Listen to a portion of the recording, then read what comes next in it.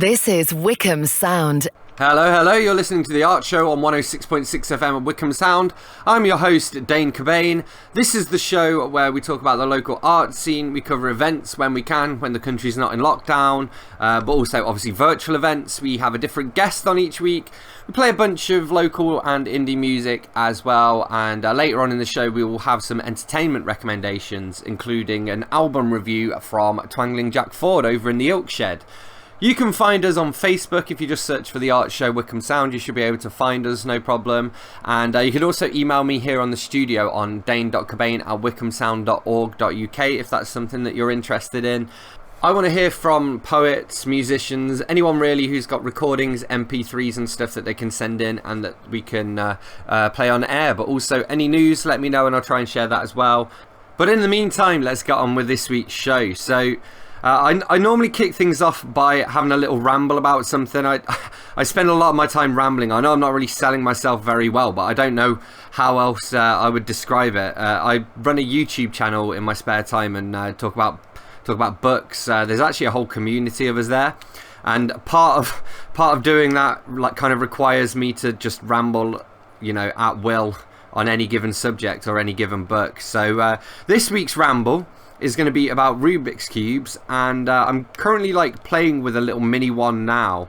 I know there's a method to solving them and I haven't figured it out yet. There are YouTube videos and stuff you can watch on it, but basically I suffer from anxiety. When I get anxious I tend to find that I just need something to take my mind off things, and so I've been building an anxiety first aid kit that I can keep in my rucksack. So a bottle of water and a sandwich bar. This Rubik's Cube's going to go in there as well, and just things that I can do just to sort of take my mind off whatever it is that's making me feel anxious. And I think Rubik's Cubes are a pretty good way of doing that. I mean, it was between this and a fidget spinner, but I don't think I'm cool enough to play with a fidget spinner. So I kind of geek out on random things, and I'm always interested in learning something new, even if it's not something that I've previously been interested in. And one of those areas is speed cubing, which is kind of a niche community, but it is a very strong community where people are trying to set the records for fastest Rubik's cubing solves and things like that. And there's a documentary on it as well, which is definitely worth watching. But the reason I've been thinking about this, and you may remember from last week's show, I recommended a Netflix program called The Queen's Gambit, and that's all about chess. And they were playing speed chess in that, and it just got me thinking about how an entirely different set of skills are kind of required for speed chess. So in regular competitive chess, one of the things you have to do is every time you make a move you have to press a little button on a timer, and then that switches to your opponent's turn, and you both have a certain amount of time throughout the game to make your moves. And I'm not entirely sure what the rules are. I have a feeling that there might be a rule that you have to press the timer with your dominant hand, because otherwise if you were ambidextrous or whatever, you could move a piece with one hand and you could press the timer with the other hand. And another advantage you could get is the players had to write down all of their moves, and again, if you were ambidextrous you could write with one hand while playing with the other hand, and it would just mean if you were trying to keep the pressure on the other player and forcing them to move quickly, you could make your moves a lot faster. So I think speed chess kind of forces you to, I guess, think in a different way, and also potentially to be more dexterous and to be able to move pieces quicker and all of that sort of thing, especially at the very top levels. But the same is true at the top levels of speed cubing, and it's insane how quickly people can do it. You're talking people can solve a Rubik's Cube in the average of 4 seconds or something, and the technique that they do is that they'll pick it up and then they have a certain amount of time to look at it, and they're able to sort of think ahead and plan ahead and solve in their head what they're going to do. And then the challenge is then, once the timer goes off, they then have to do it as quickly as possible. In fact, how they normally have to start is the Rubik's Cube's on a table in front of them, and they have their hands flat on a table. And I think when they lift their hands, the timer begins, and then they have to solve the cube, put the cube back down, and then they put both hands flat on the table again. And I think that's how they measure their speed doing it. So 6 seconds to solve a Rubik's Cube like that, I think is pretty impressive. I still haven't solved the little Rubik's Cube that I've got, and I've been playing with it the entire time that I've been talking to you about this. So I don't think there's much hope for me, but I don't know. I'm tempted to spend some time on YouTube looking at like the tutorials of you. You have to basically follow algorithms to solve a Rubik's Cube, and it would be a cool party trick, but I don't know if I have the patience. I don't think I do. I just accidentally broke the Rubik's Cube. Alright, so it's time for a little bit of music, and it's been a little bit of a while since I've shamelessly self-promoted, so this is a song by my band, The Ilk. It's a song that basically I wrote this one, and Dave, or Twangling Jack Ford, who's going to be on the show later on with an album review, he's part 2 of the band, so we recorded it, and it was mixed by Steve Smith, so shout out to those guys. This is called Watch the Planet Die by The Ilk.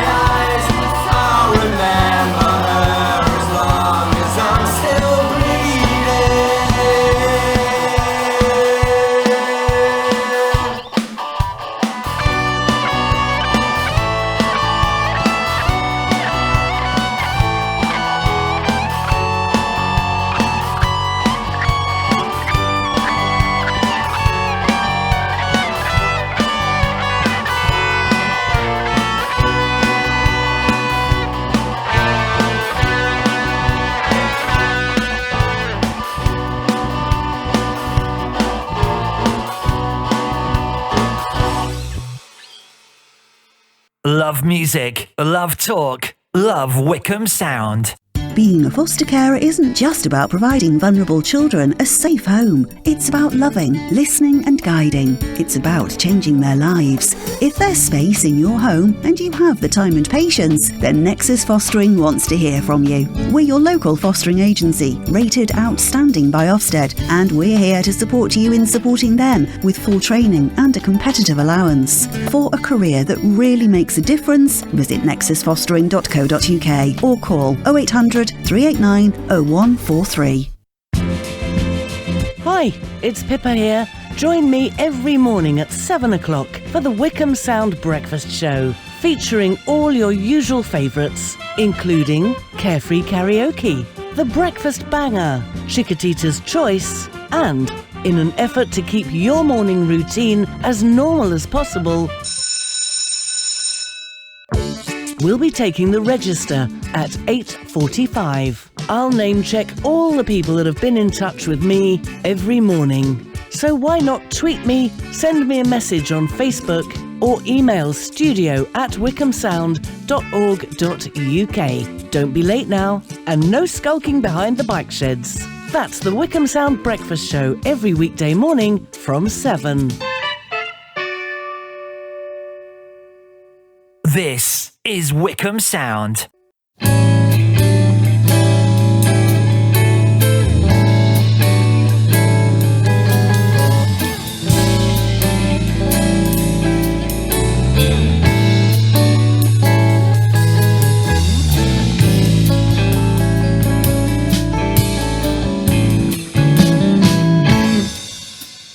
I don't need to know what's going on. Don't burst my bubble telling me I'm wrong.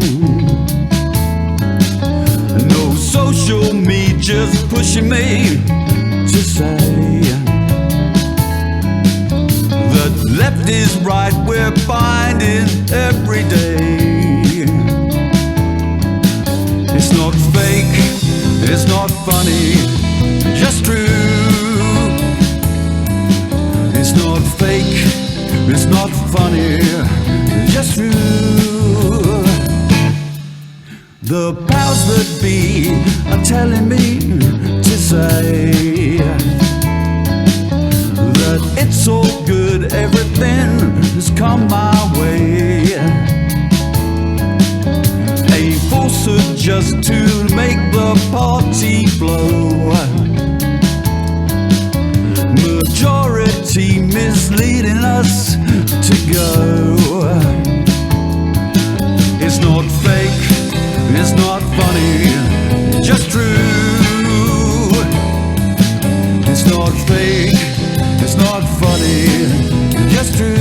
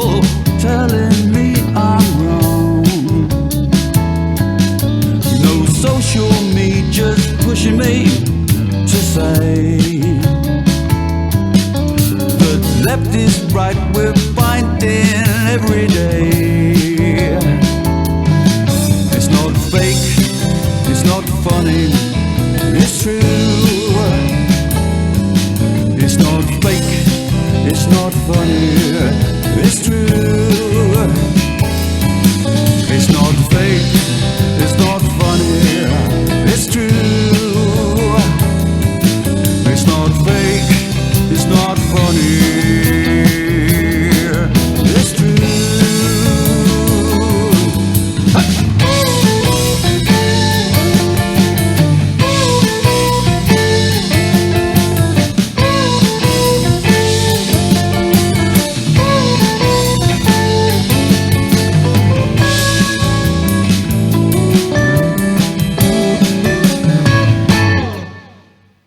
That was Inside a Bubble by the Rockall Morning Band, and before that we had Watch the Planet Die by the Ilk. My name's Dane Cobain, you're listening to The Art Show on 106.6 FM at Wycombe Sound. Okay, so last week we had a highlight show, and this week we have another highlight show. We have a lot of highlights to get through, but also I've been having some problems with my microphone, and COVID kicking in has meant that I've had to reschedule a few interviews because we were actually hoping to do a couple of face-to-face / in-person ones. I don't know why I said / in-person ones there. My old uni teachers would have told me that was a tautology and told me off for it. But yeah, we have a highlight show, so over to past Dane, who's going to chat to some of the guests. When I can, I like to get authors on the show, and I think that's because I'm an author myself, so I feel like we can have more, I guess, in-depth discussions about it because we both kind of have experience about the same thing. And so it was interesting to see Cam Wolfe, who is an Australian author. He's also a booktuber. He has a YouTube channel called Page Nomad. And he was actually in an anthology with me called Local Haunts as well. But it was good to chat to him, and we spoke specifically about the need for authors to be almost entrepreneurs in today's day and age. I mean, that kind of, I guess, demonstrates your proactiveness, and I think you are quite proactive with your career because I mean, you've even had your fashion line and stuff as well. So, I mean, do you think it's important for authors today to sort of be entrepreneurs almost? You absolutely do have to be very proactive, because the thing is, I don't think even Pierre and that would be getting invited to those kind of events if they hadn't first reached out like I did. And I know for me it wouldn't have happened. And like you said with the clothing thing, that initially just came out of my frustration that there was no clothing geared towards readers and writers that wasn't a bit, not to sound mean, but a bit, cringy or cliche. Usually it's just some funny, quirky quote in really bad font on a black t-shirt. So I thought I want something that looks a bit more interesting. Yeah. But I've kind of tried my hand at a lot of different things. I think I had a podcast for a little while there. I tried the blogging thing, and I think once I realized that there's no shame in stopping once you realize it's not working for you or you can't manage it, it's always worth a try, but it's been doing wonders for me, absolutely. This interview here is a fun one to look back on for me because I guess this was my first major event since I started working at the art centre.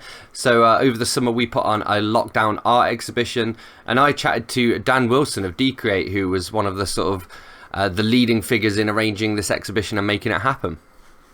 And so obviously one of the reasons that we're chatting today is that there's a new exhibition coming along there, which we're both sort of volunteering with. So can you tell us a little bit about that exhibition, what the theme is, and when it's going to be on? Of course, yeah. Well, so we're calling it Lockdown Exhibition because it's about creativity that was produced either during lockdown or as a result of lockdown.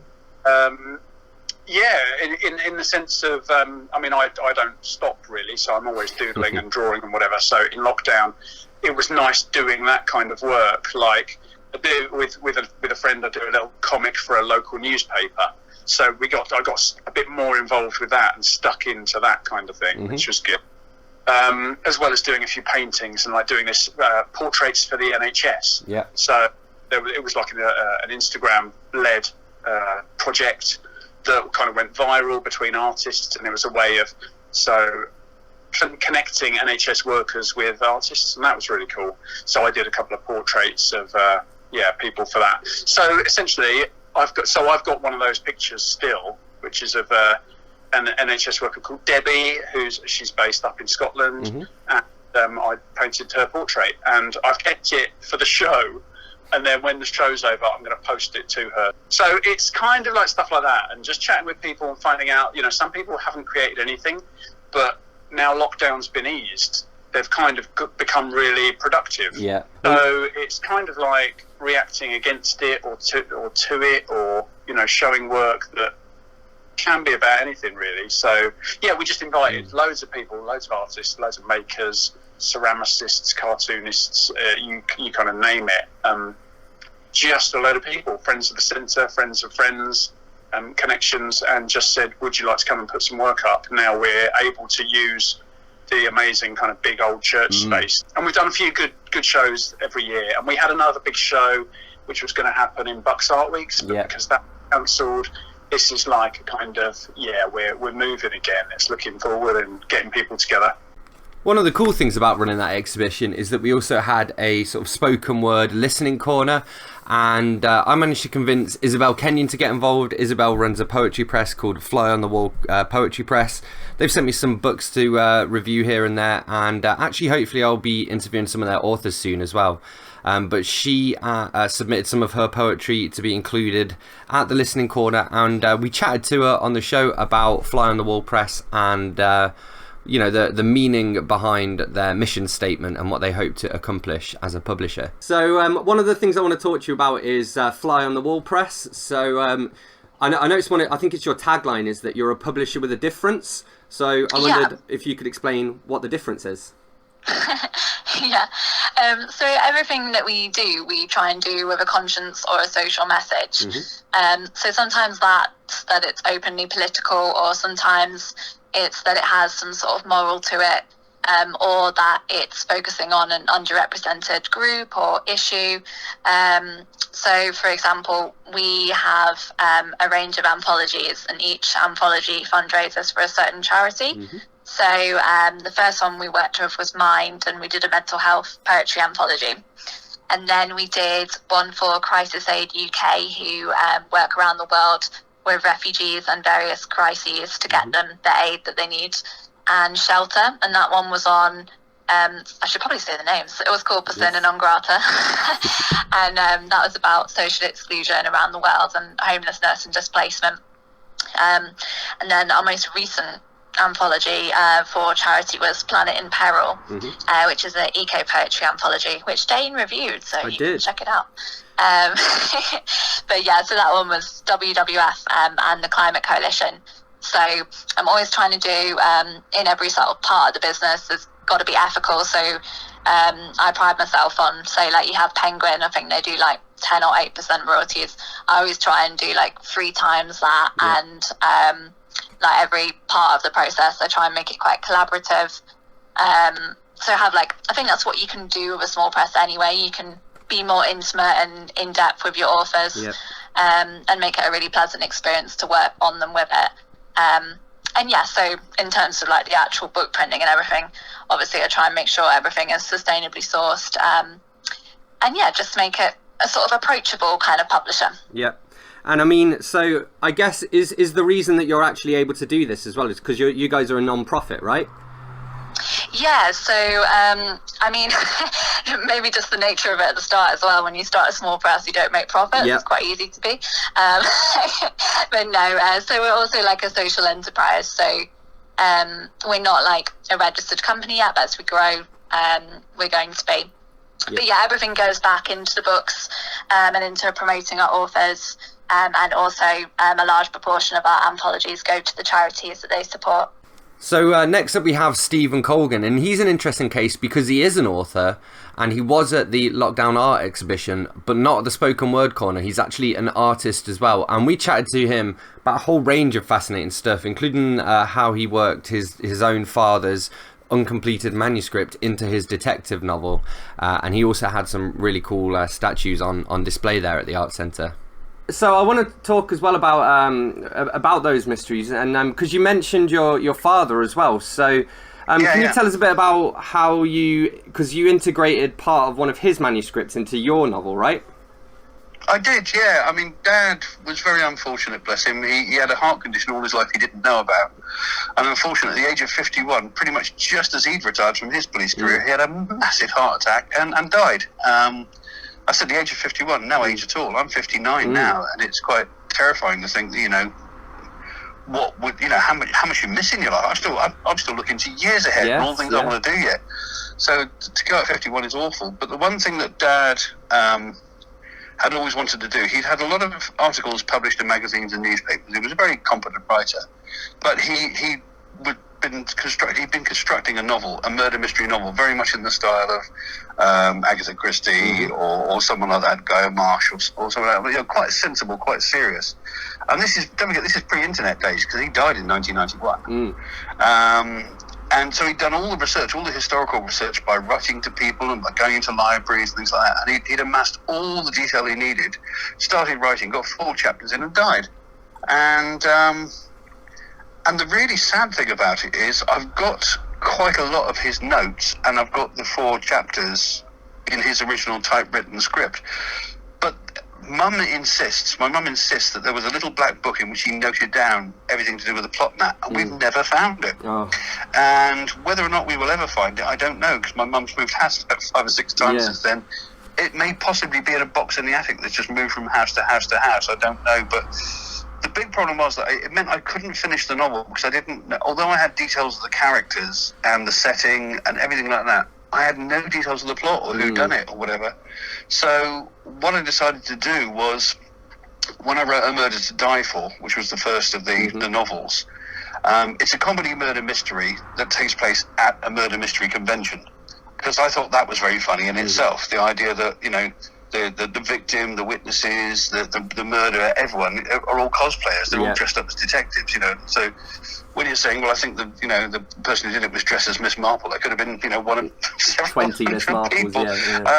But because I didn't want to use real detective books, it was all set around a fictional author who is very much, obviously, Agatha Christie, called Agnes Crabbe. And there are several points in the plot where we get to read extracts from Agnes Crabbe's novels. So what I did for those bits was I used extracts from Dad's unpublished novel. So it meant that at least, actually quite a substantial chunk of the 4 chapters he wrote actually ended up in print, which I thought was quite a nice thing to do. Mum was very happy. She thought it was a great idea. It is. It's a nice tribute, I think. Well, the nice thing was as well, because Dad wrote very differently to me, it provided a different voice. Yes. You know, so it didn't look like me trying to write like another writer. It actually genuinely was another writer who wrote the Agnes Crabbe segment. Yeah. So, so it worked very well. You're listening to The Art Show on 106.6 FM. My name's Dane Cobain, and this is Harry Quinn with Coloured Sound.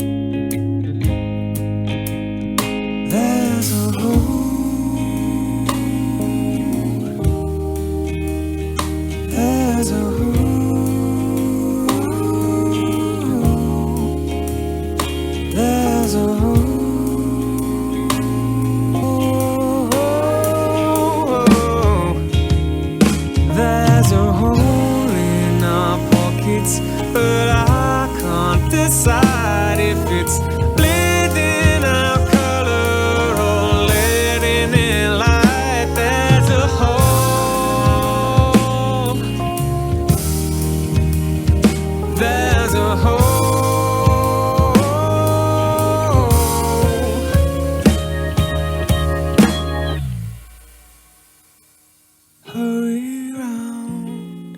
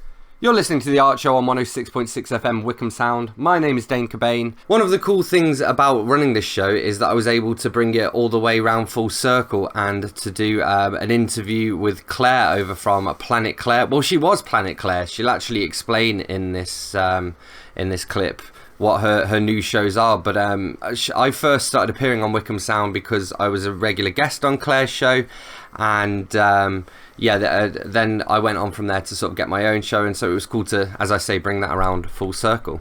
And so you said you're hoping to talk to her on your show. So I mean, that's the main thing I want to talk about, really. I mean, maybe could you get us started with telling us a little bit about your show on Wycombe Sound? Right. Well, currently I'm doing the afternoon show on Wednesdays, which is music and chat, basically, like all of the afternoon shows. And I try to get guests on, which actually, in a way, with lockdown, has actually been a bit easier because people are more available. Yeah.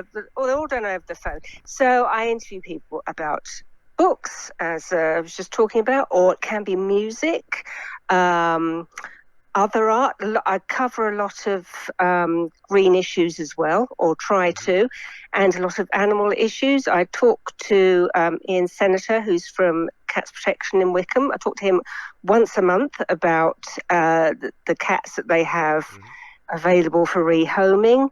What else do I talk about? Oh, I talk about obscure things like sort of healing and things like that, and alternative things and spiritual things. So basically I have a wide range of interests, and I'm being allowed to indulge all of them on this program, so that's quite nice, and that's not something that's happened before, so that's quite nice. My previous show was Planet Clare, which was actually called Planet Clare. Well, first of all, it's a song by the B-52s, so that helped. So I could use that in the theme tune, and it was basically so I could talk about anything. That was really where that title came from. So I could get people in talking about anything weird and wonderful, or not. But I like to talk to people who maybe don't get talked to, or don't get exposure on media as much. So, but I like to talk to local people as much as I can. So I like supporting local ethical businesses and vegan businesses, because of course that's another big issue. So yes, any local businesses I like to support as well, as long as they're ethical. So I've had a lady who makes recycled clothes out of recycled denim, and an ethical candles company. What else have I had recently? Now I can't remember. Yeah, well, I've had the clothes and I've had the candles. So any sort of ethical business, and I'm trying to get a local company that does vegan pick and mix. Ooh. But people, which is really nice, because I've had 2 bags of it. But I think they're avoiding me. That sometimes happens. So here in this clip we chat to Colin Upfield. He's been on the show quite a bit because we've played quite a bit of his music, and we chatted about like the need for today's entertainers, especially during lockdown, to be more of presenters, I suppose, than mere musicians. You know, you have to kind of go above and beyond to sell yourself, and so here's us chatting about that. Because I've kind of noticed a similar thing as well, but do you think it's maybe because sort of on YouTube there's kind of a pressure to be an entertainer, I suppose, as opposed to being a pure musician, if that makes sense? I think on YouTube there's an element of the visual becomes relevant. Yeah. I think you've got to have quite a catchy video or something interesting happening visually, because otherwise people will just click on. And the trouble is, I think the attention span of people now in this day and age is not very good at all. So you've probably got about 15 seconds almost to sort of catch someone's attention. I mean, I find when you look at my stats on YouTube, sort of videos very rarely get watched beyond a minute. Yeah. And it's kind of, they go, yeah, well, I've got the gist of that. I've got loads of other content I want to go and consume as well. So I'm going to move on. And I think people don't. It's like with Spotify and all that. I mean, it's brilliant that you suddenly got millions of music, and you're not, and people have been exposed to a much broader range of music, which is excellent. Yeah. You know, in the old days, it was a case of most people, certainly younger people, if it wasn't in the charts, they didn't get exposed to it. They didn't even know it existed, some of them. So I think it's great that you can go around and get that. The other side of that is the fact that people don't listen to albums anymore. People just listen to playlists, and they listen to shuffle, and everyone just has 1,000 songs in a list and they shuffle them. Yeah. So I think people don't, and you get a different experience sitting down and taking that time to listen to an album and listen to one artist all the way through and get that theme and that what they were trying to say and what they were trying to do. Yeah. I think that's been lost. I mean, so music again also has become a lot more throwaway, much more poppy, I guess. Yeah. So one of the questions that I ask everybody that I speak to is a familiar one that you might have heard a lot. In fact, I'm not going to tell you what the question is because I'm going to ask it for you in a second anyway. So this is when we chatted to Emma Rosen, who is an indie author and fellow YouTuber. She makes booktube videos and authortube videos where she talks about the books she reads and shares an insight into the writing process. Same thing. So the first question that I ask everybody is, what was the last book that you read and what did you think of it? The last book that I read, I'm trying to think what I read. Oh, I know what it was. It was a book about cycling, which was called Why Investment in Cycling is Needed by Dara Casey, who was my Patreon when I had Patreon for about 3 months. And it was really good. It was a little book, one of those ones that you can read in about 20 minutes, but loads and loads of facts in there. And he's also put the PDF, the ebooks, available for free. So I think that's really great if people are interested in that field. And because it's kind of got a bit of a political slant looking at the importance of funding, it's great that people can read that for free. So yeah, it was really good. Quick read, but enjoyable. I was going to say, for it sounds like it's quite accessible as well because it's a quick read, so it's a good little introduction. Yeah, absolutely. It's a really easy, quick little read. Yeah, very good. And so you mentioned that you knew the author through Patreon, and I know you try and read indie where you can. Why do you think it's important that people read indie authors, and who are some of your favourites? I think because a lot of people are a bit put off, I think. And so by reading indie and by publicising what you read and trying to put more and more voice out there about it, it just helps because it's difficult to market yourself as an indie author. So other people reading it, other people using their platforms to talk about it is really, really helpful. And other people recommending your books, it just all adds to it because you obviously don't have a big publishing house behind you with a marketing budget. So I think it's just all supporting each other. It's great. My favourites, I don't know actually. Probably yourself and Charlie, who you've had on here before, Charlie Heathcote. Charlie's who I always say is one of my favourites as well. So he's fantastic, isn't he? And here's what happened when we chatted to Jason White, who is a horror author. He's also a booktuber and authortuber as well. I've actually helped to edit his upcoming horror release, which is very exciting. And I spoke to him and asked him about his Women in Horror series and to share a few recommendations for us. So one thing I want to ask you about is, obviously you're a big indie horror reader, and in particular you've done a few things around women in horror recently. So I wondered if you could tell us a few of the things that you've done to raise awareness of women in horror, and also just some of your favourite sort of female horror authors, especially if you've got some indie recommendations. Well, yeah, certainly. I love women writers, and it kind of annoys me when people, because science fiction and horror I think are the worst ones, where people say that women don't have a valid voice within those genres, and that's one reason why I've decided to sort of champion women writers, because it's sad, but they sort of need an ally, I guess you could say.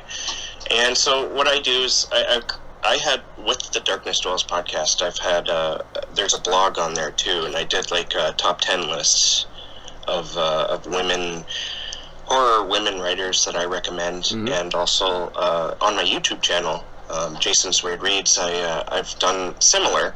I haven't done one in a while. I should probably reboot that, because there's been some women that I've read recently that have really impressed me, and And so, yeah, it's just basically putting the word out. But you can't just have top 10 lists of women and women only. It's good if you mix, like, if you have, like, say, a top 10 list of majority of women, but you also have, like, your Stephen Kings and Dean Koontzes on there, the big names. And you mix it up because that's what's really going to draw people. And also, you know, it does maybe come across as...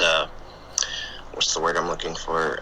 Condescending. It's almost condescending in a sense, because you're just segregating the women. And so the reason why I bring that up, because I've had people mention that before, that, you know, why would you just create women? I mean, because it just points to that too much, you know what I mean? So it's a good idea to have lists, if you're going to do top 10 lists, with you know, with both male and female horror writers. And as to some of my favorites, I really like Mercedes Yardley.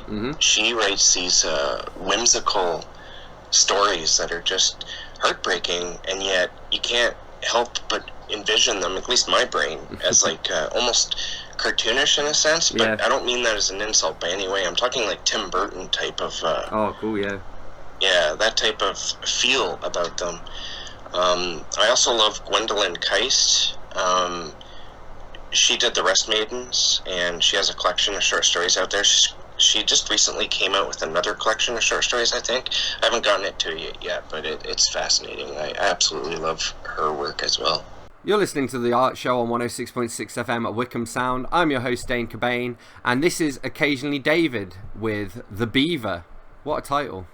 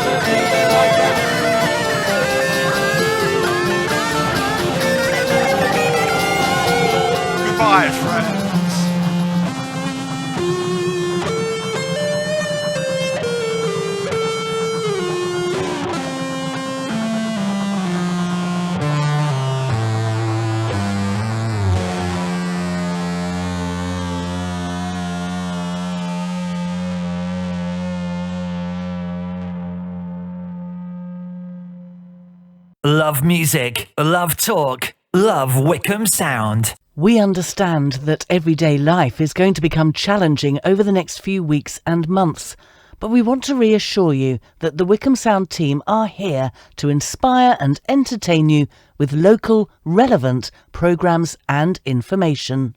We followed government advice and set our team up to work remotely. We have taken all the steps we can to keep our team safe so we can be here for you. Local businesses. Perhaps you have closed temporarily or have found a new and innovative way of working. If you want to reach customers with your message, get in touch with us today. We can get through this if we all pull together. Please stay at home, stay tuned to Wycombe Sound for the latest information, and do get in touch with us to let us know how you're doing, if you'd like a song played, or just want us to say hello to you. Join me, Keith Bowden, every Friday night at 11 o'clock for all the best party songs around. There's rock and roll, Motown, featured artists and much more. Everything for your party. That's the Keith Bowden Party Show, 11 o'clock through till 1, Friday night, right here on Wycombe Sound 106.6. This is Wycombe Sound.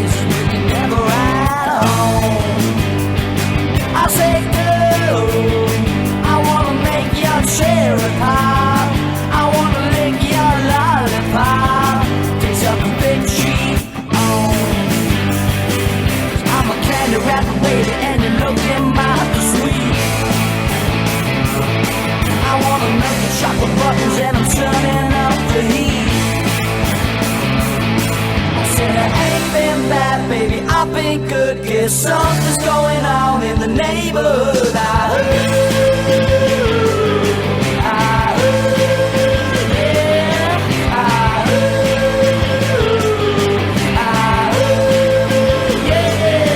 said, girl, I wanna make your Snickers drop. I wanna suck on your stick of rock, but there's no reaction. I said, girl, let's take my rocket to the Milky Way. I'll double dip in your creme brulee. Get satisfaction. Oh, 'cause I'm a candy wrapper, baby, and you're looking mighty sweet. I wanna look at chocolate buttons till I'm turning up the heat. Said I ain't been bad, baby, I've been good. Guess something's going on in the neighborhood. I heard.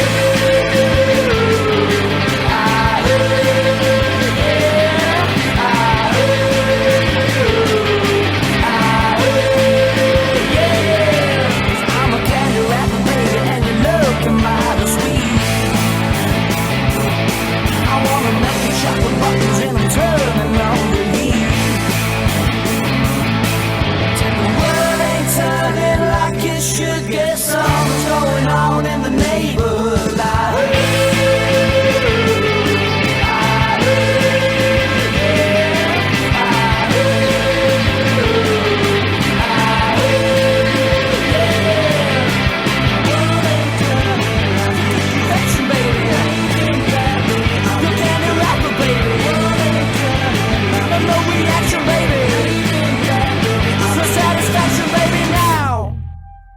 That was Neighbourhood by the Running Guns, and before that we had The Beaver by Occasionally David.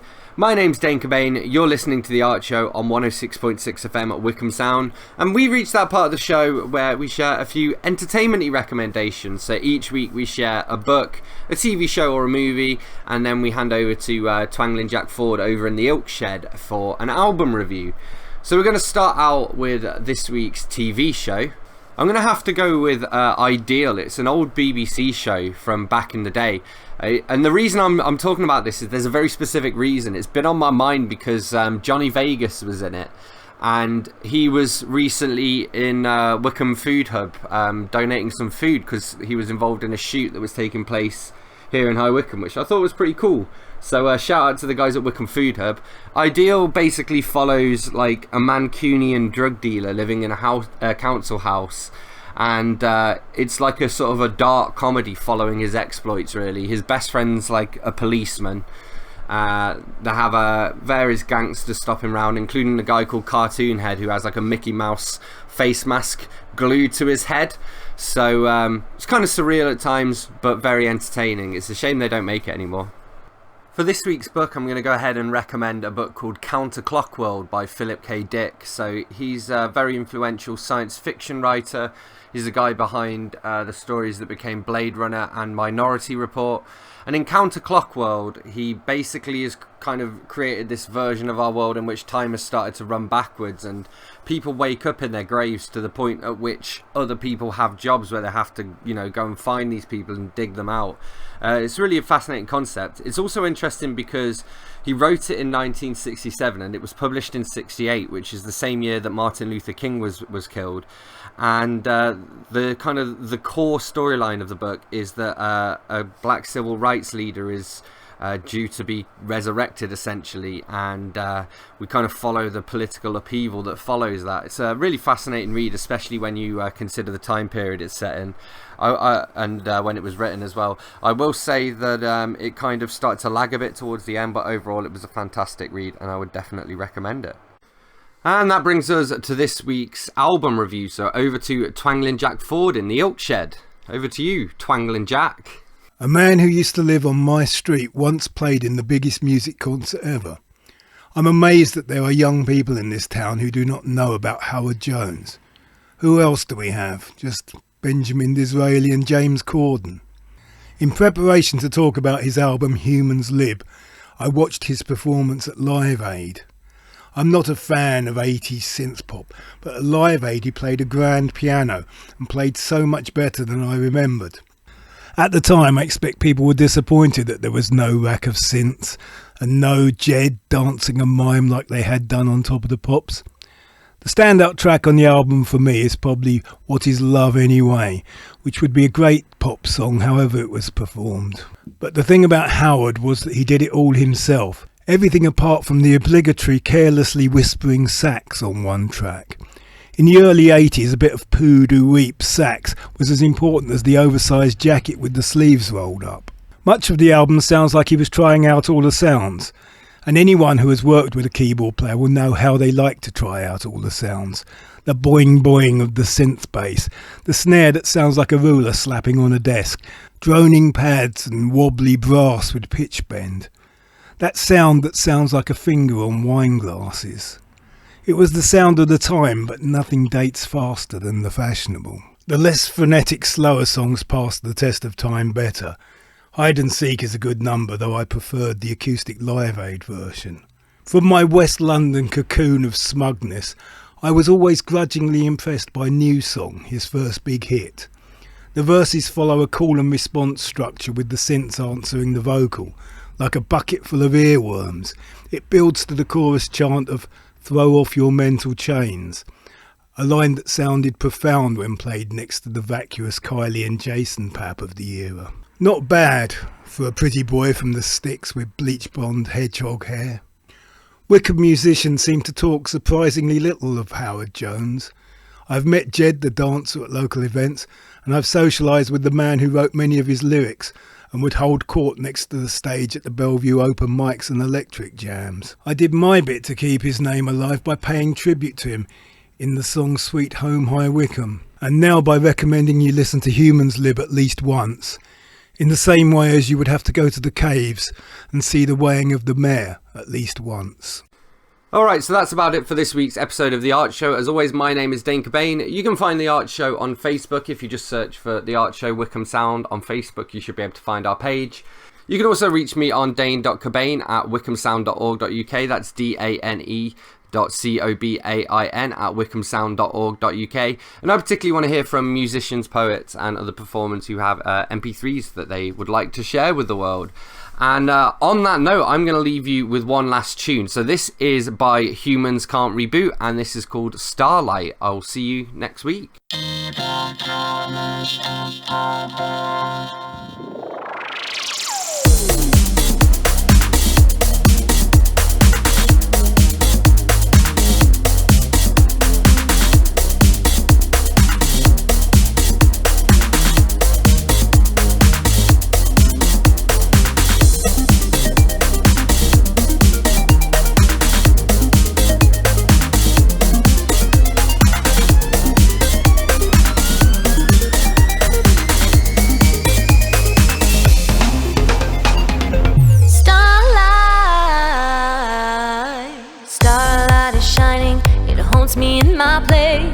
bright beaming beacon is reflecting from my face, burning here forever, never falling from grace. Locked in position to the particles of space, traveling through time scales to reach the speed of light. Far beyond the reaches, it's a magical sight. From beyond the darkness, you see a shade of white, colliding with another shade to sparkle in the night. Energy and friction, combustion and propulsion. When we share our energy, all lasers light in motion. All throughout the nebula, it's quiet like the ocean. Meteors and comets speeding by without a notion of sound and gravitation. Inertia follows through, guided off by Jupiter, aliens on the moon. Satellites are orbiting, but they'll be gone soon. All that will be left is the starlight attitude.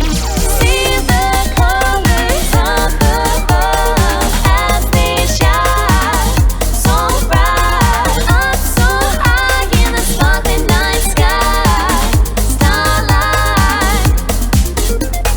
See the colors of the world as they shine, so bright, up so high in the sparkling night sky.